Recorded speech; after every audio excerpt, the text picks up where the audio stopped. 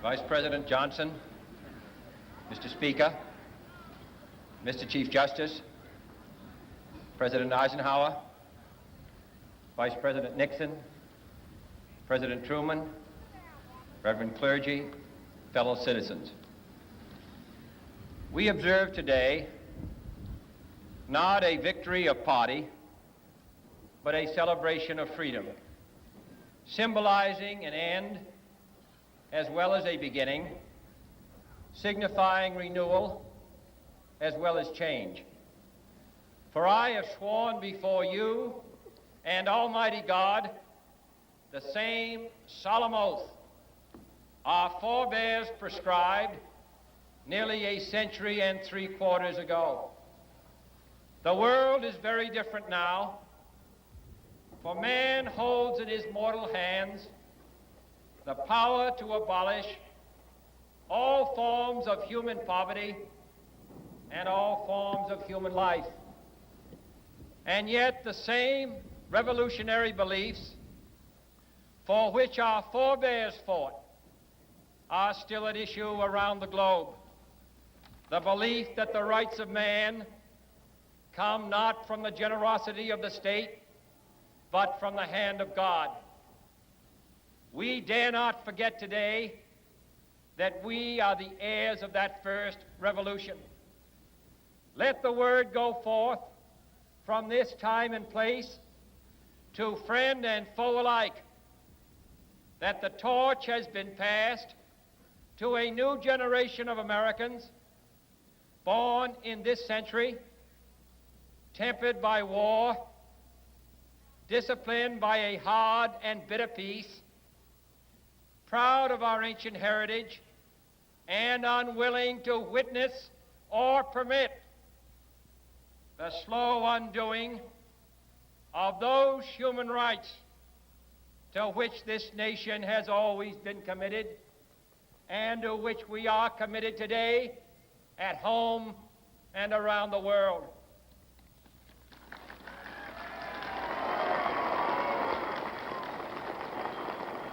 Let every nation know, whether it wishes us well or ill, that we shall pay any price, bear any burden, meet any hardship, support any friend, oppose any foe to assure the survival and the success of liberty.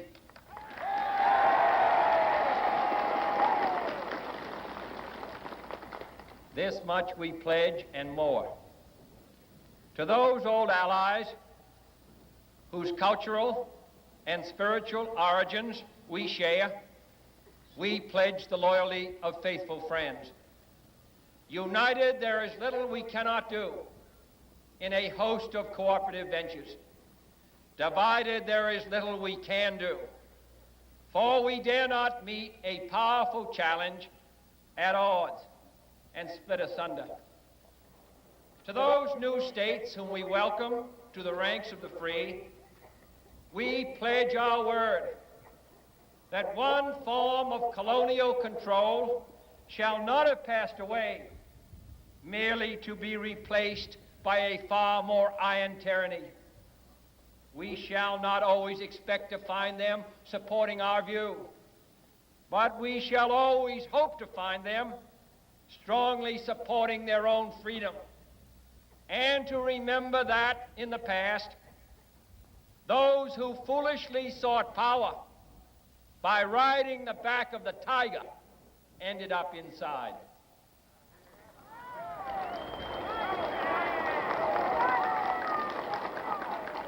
To those people in the huts and villages of half the globe struggling to break the bonds of mass misery, we pledge our best efforts to help them help themselves for whatever period is required, not because the communists may be doing it, not because we seek their votes, but because it is right.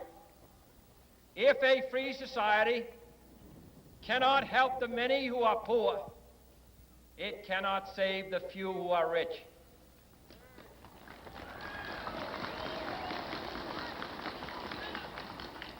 To our sister republics south of our border, we offer a special pledge to convert our good words into good deeds. In a new alliance for progress, to assist free men and free governments in casting off the chains of poverty. But this peaceful revolution of hope cannot become the prey of hostile powers. Let all our neighbors know that we shall join with them to oppose aggression or subversion anywhere in the Americas. And let every other power know that this hemisphere intends to remain the master of its own house.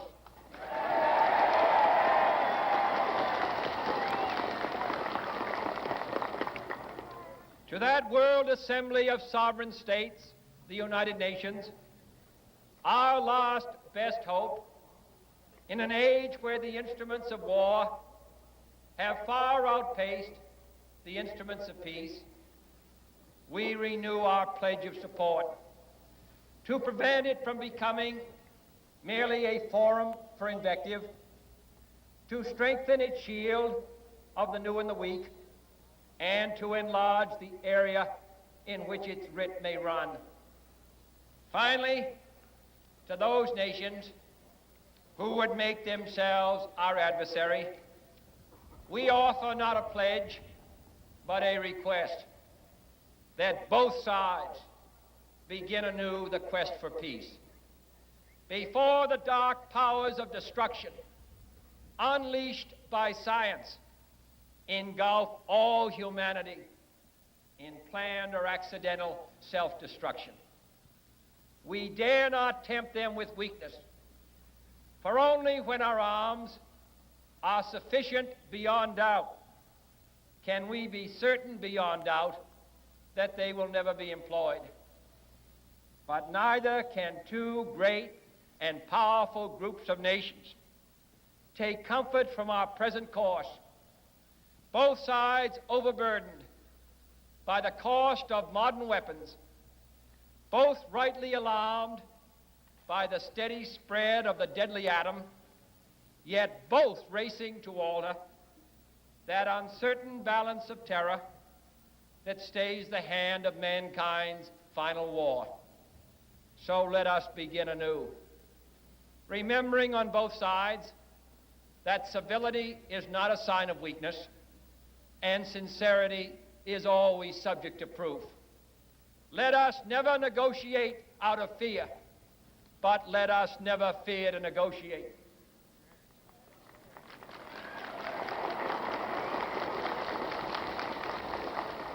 Let both sides explore what problems unite us, instead of belaboring those problems which divide us. Let both sides, for the first time, formulate serious and precise proposals for the inspection and control of arms, and bring the absolute power to destroy other nations under the absolute control of all nations.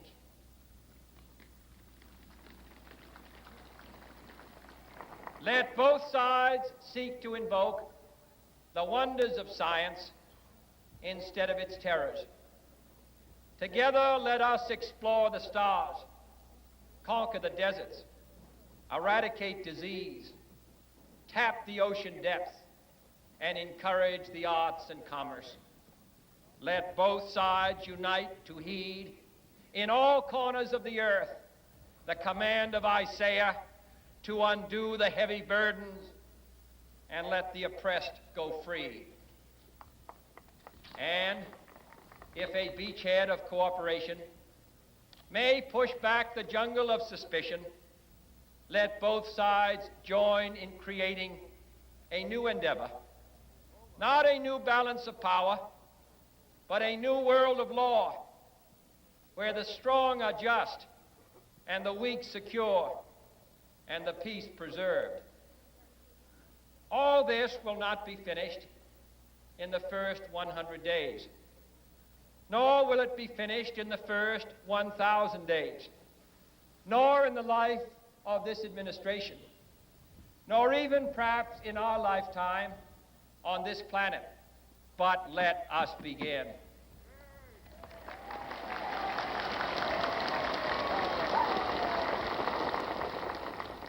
In your hands, my fellow citizens, more than mine, will rest the final success or failure of our course. Since this country was founded, each generation of Americans has been summoned to give testimony to its national loyalty. The graves of young Americans who answered the call to service surround the globe. Now the trumpet summons us again, not as a call to bear arms, though arms we need, not as a call to battle, though in battle we are, but a call to bear the burden of a long twilight struggle, year in and year out, rejoicing in hope, patient in tribulation, a struggle against the common enemies of man, tyranny, poverty, disease, and war itself. Can we forge against these enemies a grand and global alliance, north and south, east and west, that can assure a more fruitful life for all mankind? Will you join in that historic effort?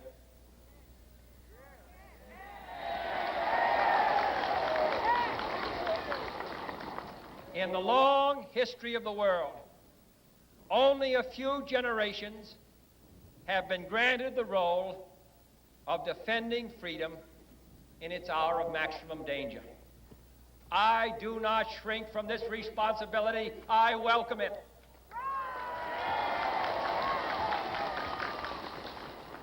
I do not believe that any of us would exchange places with any other people or any other generation. The energy, the faith, the devotion which we bring to this endeavor will light our country and all who serve it. And the glow from that fire can truly light the world. And so, my fellow Americans, ask not what your country can do for you, ask what you can do for your country.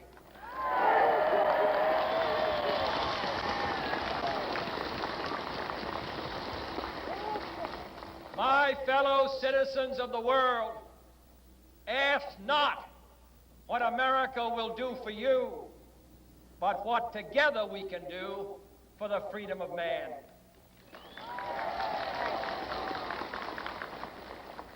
Finally, whether you are from that fire can truly light the world. And so, my fellow Americans, ask not what your country can do for you, ask what you can do for your country.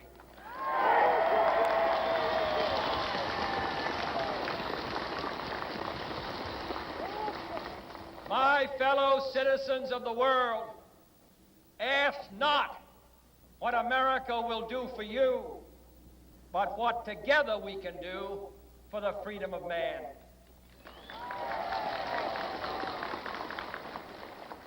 Finally, whether you are citizens of America or citizens of the world, ask of us here the same high standards of strength and sacrifice which we ask of you.